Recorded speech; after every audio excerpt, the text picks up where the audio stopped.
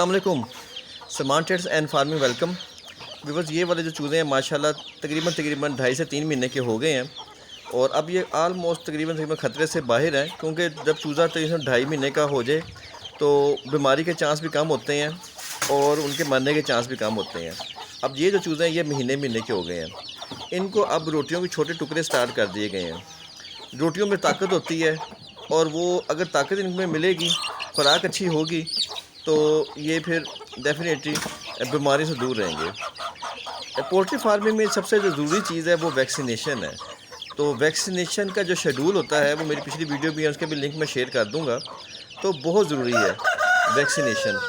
तो पैदाइश के जो बच्चे पैदा ही होते हैं तकरीबन 1 हफ़्ते बाद पहली वैक्सीनेशन कर देते हैं, फिर 1 महीने बाद वैक्सीनेशन करते हैं, फिर 1-2 महीने बाद करते हैं, और जो एंडी लसोटा है वो हर महीने ही हम करते रहते हैं। तो वैक्सीनेशन के बगैर आप पोल्ट्री फार्मिंग नहीं कर सकते। उसके बाद ये थोड़ा सा माल नाजुक होता है, तो इनकी सफाई सुथराई बहुत ज़रूरी है, सर्दी गर्मी से बचाना बहुत ज़रूरी है, पानी का ख्याल बहुत ज़रूरी है, और इनको एक बड़ी मतवाज़न ग़िज़ा देना बहुत ज़रूरी है। मतवाज़न ग़िज़ा से मुराद ये है कि मिक्स दाना भी डालते हैं, जिसके अंदर गंदम, मकई, दालें, बाजरा, ज्वार और कुछ फीड होती है।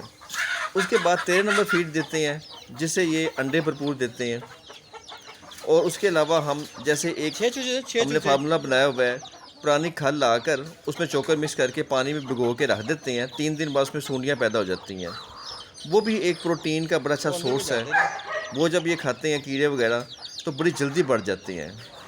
आपने देखा होगा कि जैसे चिड़ियाँ वगैरह हमारे घरों में जो घोंसले बनाती हैं, उनमें बच्चे बस 15 दिन में ही वो या 1 महीने के अंदर ही वो उनको उड़ा कर ले जाती है।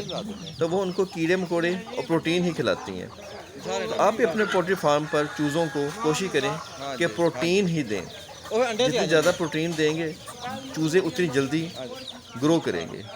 फिर ये रोटियाँ और खल बनोला ये बहुत ज़रूरी है इनकी सेहत के लिए। इसमें प्रोटीन लेवल बहुत अच्छा होता है, तो इनकी सेहत अच्छी रहती है और ये जल्दी बड़े हो जाते हैं और बीमारियों से दूर रहते हैं।